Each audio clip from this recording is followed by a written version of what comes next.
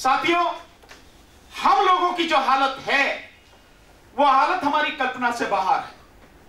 मैं एक छोटा सा उदाहरण आपको देता हूं। मैं परसों पुण्य प्रसून वाजपेयी जी द्वारा एक वीडियो डाली गई है जो मुझे लगता है कि संभवतः उन्होंने अपने घर पे ही शूट करके डाली है। वो आधा घंटे की वो वीडियो है और उसमें दो चीजें बहुत महत्वपूर्ण उन्होंने कही हैं। उन्होंने कहा है कि एक आरएसएस के साथ में जुड़े हुए साथी, सत्ता के करीब रहने वाले साथी, जिन्हें आप दलाल कह सकते हैं, कि मैं उनका नाम नहीं बताना चाहता, ये पुण्य प्रसून वाजपेयी जी का कहना है कि मैं उसका नाम नहीं बताना चाहता, नाम की जरूरत नहीं, लेकिन सत्ता के करीब है, आरएसएस से है, तो एक दलाल है। वो मुझे आके कहता है कि आप लोग आरएसएस को समझे नहीं, आप समझे नहीं आरएसएस को। आरएसएस अब वो आरएसएस नहीं है जो कभी हुआ करता था। और दूसरा, आप जैसे लोग, आप जैसे पत्रकार लोग, आपको इस देश में रहने का हक नहीं है। ये उस व्यक्ति ने पुण्य प्रसून वाजपेयी जी से कहा जो उनके वीडियो में बाकायदा पड़ी हुई। एक तो ये स्थिति आई। दूसरा, फिर एक साथी मिले उन्हें आरएसएस के, वो भी आरएसएस के साथी हैं और शायद राष्ट्रीय टीम में है आरएसएस की में, बड़े मेहनती साथी हैं। वो कहते हैं यार बच्चों के एडमिशन के लिए कोई स्कूल कॉलेज बताओ, कहीं एडमिशन कराओ। तो पुण्य प्रसून वाजपेयी जी ने कहा भाई आपके तो स्कूल वगैरह सारा ही है कि यार बेकार की बात ना करो। पिछले 5 साल में जिस तरह से शिक्षा को पूरी तरह से नष्ट किया गया है, तरीके से नष्ट किया गया है, इस देश में अब कोई कॉलेज या स्कूल ऐसा नहीं है जिसमें सही मायने में शिक्षा मिलती हो। ये दो स्थिति एक इतने बड़े पत्रकार ने बताई है जिसके मारे 56 इंची चौकीदार इस देश का ऐसे कांपता है, थर-थर कांपता है। मैं यही मानता हूं क्योंकि आज तक से उसको निकलवाया, एबीपी न्यूज ज्वाइन किया उन्होंने, मास्टर स्ट्रोक कार्यक्रम चलाया और पूरे उसमें जो है प्रधानमंत्री का झूठ सबके सामने उन्होंने रख दिया और उसके बाद किस तरह से उनके प्रोग्राम को डिस्टर्ब किया, सूर्य से भी निकाल दिए। हाँ, मैं वही आगे आ रहा हूं, मैं सारी चीज बता रहा हूं। और फिर उसके बाद में उनका प्रोग्राम जो है उसके सिग्नल डिस्टर्ब किए गए और अल्टीमेटली उनको वहां से निकाला। अभी 2 महीने पहले सूर्य समाचार उन्होंने ज्वाइन किया और फिर वही एक व्यक्ति की फितरत है, उसके काम करने का तरीका है, नहीं करता वो सच्चाई से समझौता तो नहीं करता, चाहे कुछ भी हो जाए उसका परिणाम। वही नंगा सच जो इस देश का है और जो इस देश का मेन स्ट्रीम मीडिया दिखा नहीं रहा, उसी को दिखाना शुरू किया। लिहाजा फिर उनके पीछे लगी और एक बढ़िया प्रिया गोल्ड का मालिक, उनका जो कहना है उन्होंने लिखा, इससे आप समझ सकते हैं पुण्य प्रसून वाजपेयी जी ने ट्वीट किया है 250 करोड़ में जय हिंद। इसका क्या मतलब है? मैं बहुत सीधे सीधे इसकी परिभाषा कह सकता हूं कि 250 करोड़ रुपए लेके उस बनिए ने जय हिंद से पुण्य प्रसून वाजपेयी जी को निकाल दिया, उनकी टीम को निकाल दिया। तो जहां इतने बुरे हालात हैं कि आप सच बोल नहीं सकते और अगर कोई व्यक्ति बोल लगता है उसे हर स्तर पर रोका जा रहा है बोलने के लिए, हर स्तर पर उसका दफन किया जा रहा है। तो जब हम बोल ही नहीं सकते तो बाकी काम करने की तो बातें आप छोड़ ही दीजिए। आप जब हमारी बात नहीं सुनी जा सकती, इतना बुरा हाल तो अंग्रेजों के समय भी नहीं था। इसका अंदाजा आप इससे लगा सकते हैं कि जिस समय शहीद भगत सिंह जी पर केस चल रहा था, उस समय शहीद भगत सिंह जी ने जो कार्रवाई कोर्ट की होती थी और जिस तरह से काम था, उनसे पूछा भी गया कि आप तो भाग भी सकते थे, जब पार्लियामेंट में उन्होंने बम गिराया था भाग सकते थे बड़े आराम से, लेकिन नहीं भागे, गिरफ्तार कराया। क्यों गिरफ्तार कराया? कि कम से कम जनता को हमारे आंदोलन की, हमारी लड़ाई की पता लग सके। और यही बात सारी वो मीडिया में उस समय भी कर रहे थे, लेकिन अंग्रेजों ने भी उनके उस मीडिया को कभी रोका नहीं, जो बात थी होती रही। लेकिन आज तो आजाद हम हैं, आजाद भारत है और उसमें हम बोल नहीं सकते, इतनी बुरी हालत है। और साथियों, आप इससे अंदाजा लगा सकते हैं, छोटा सा एक उदाहरण आपको देता हूं।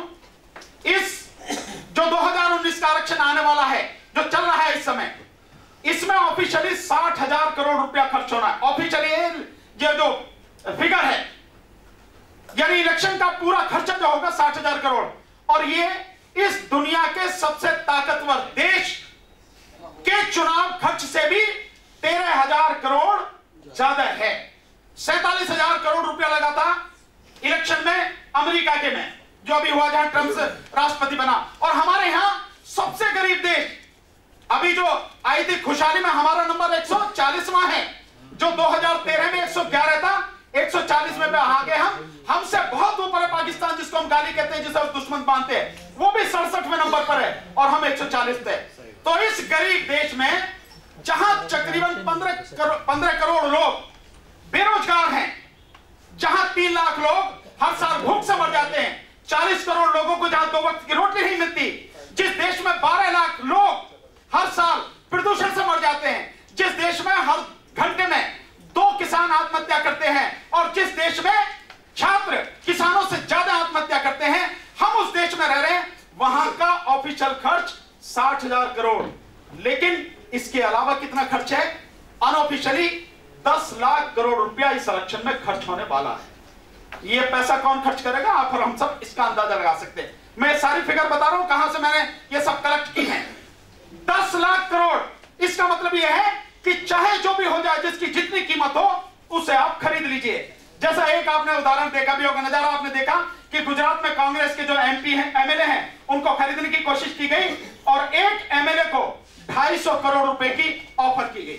बताया उसने मीडिया पे आके। ये हालत इस समय है यहां पर।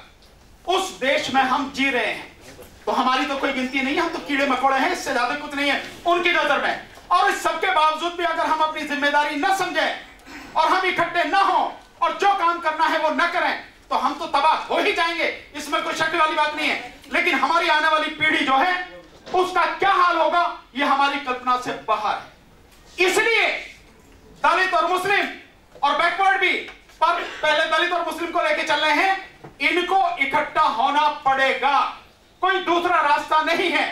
और हम उतनी संख्या में हैं, 25% आज की तारीख में दलित है, यानी SC ST जिसे बोले आप, और 15% आज की तारीख में मुस्लिम है, तो 40% आबादी हमारी है। हम चाहे तो अपने दम पर सरकार बना सकते हैं, हमें किसी की जरूरत नहीं है। लेकिन हमारा दुर्भाग्य यह है कि हमारे गुलाम और बंधुआ मजदूर, हमारे MP जो पार्लियामेंट में बैठे हैं और 1145 जो MLA बैठे हैं, ये किसी काम के नहीं है, समाज की बात कभी उठाते नहीं है। इसलिए हमें यह काम करना पड़ेगा। ये आपको अपनी जिम्मेदारी निभानी पड़ेगी, समझनी पड़ेगी साथियों। अगर नहीं समझी तो हालात बद से बदतर हो जाएंगे। एक मैंने छोटे से आंकड़े आपको दिए, इसलिए। और दूसरा मैं एक चीज और बता रहा हूं साथियों, हमें टारगेट फिक्स करके काम करना चाहिए।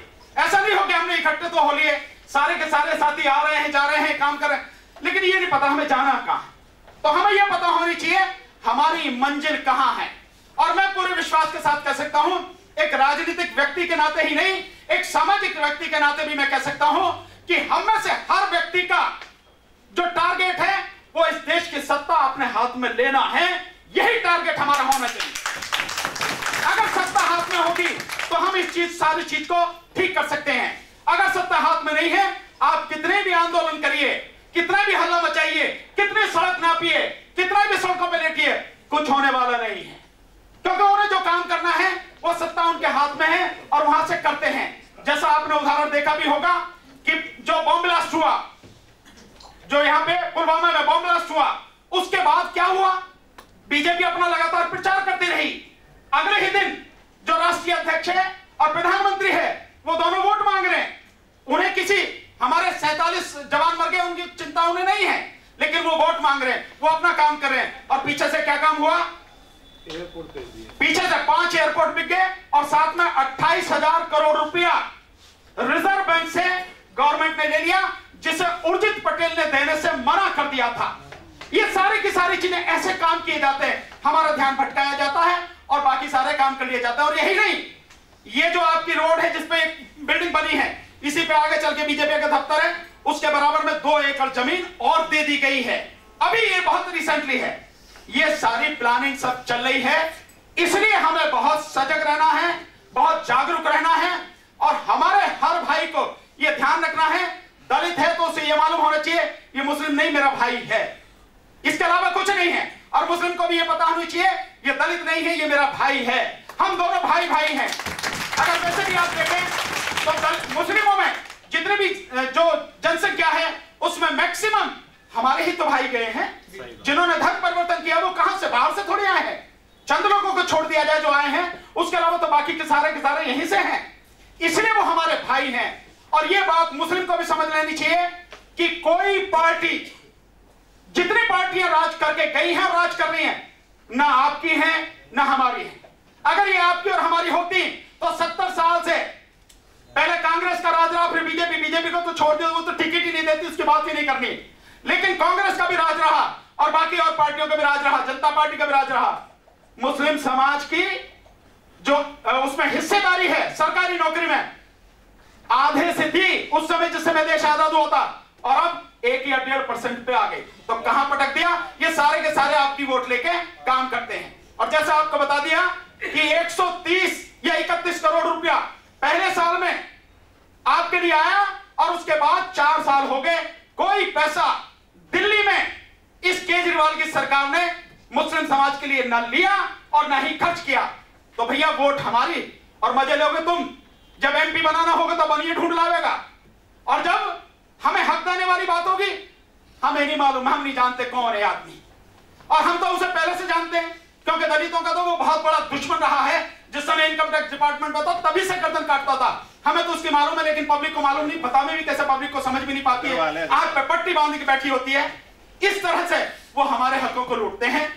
तो मैं सिर्फ आपसे निवेदन करूंगा साथियों, हमें बहुत सावधान रहना है और हमें टारगेट बेस्ड काम करना है। 2020 में जनवरी में दिल्ली का इलेक्शन होगा। अभी डेट आपके सामने हम बताएंगे कि कब हम ये आंदोलन, जो सारी हमारे पॉइंट निकाले हैं कपिल साहब ने, हम सबने मिलकर पूरी टीम ने, उसके लेकर जैसे आंदोलन करेंगे केजरीवाल सरकार के खिलाफ, उसकी डेट भी। लेकिन आप ये मान लीजिए इस साल दिसंबर में आचार संहिता यहां लागू हो जाएगी, क्योंकि इलेक्शन की डेट डिक्लेयर हो जाएंगी। जनवरी में 2020 में इलेक्शन यहां पे होना है। तो हमें इस स्पीड से, इस तरीके से काम करना है। अगर हम यहां इकट्ठे हुए हैं तो हमें यह काम करना ही पड़ेगा, ताकि उन्हें हमारी ताकत का एहसास हो और हम अपने समाज के लिए ईमानदारी से कुछ कर पाए। बस इतना ही मेरा आपसे कहना है। बार बार से नहीं कह रहा साथियों, ईमानदारी से काम करना है। हम बाकी सारी चीजों को एक साइड में रखेंगे, लेकिन हम सबको इकट्ठा करना है। और जो अच्छे साथी छुपे हुए हैं, जो भी अच्छे साथी हैं, उनको कन्विंस करो, उनको लाओ, समाज में इस संगठन में भी लाओ, और साथ में साथियों उनको बोलो राजनीतिक क्षेत्र में भी वो बहुत अच्छी तरह से सक्रिय हो। बस मेरा इतना ही आपसे कहना है साथियों। आपने बहुत मेरी बात सुनी।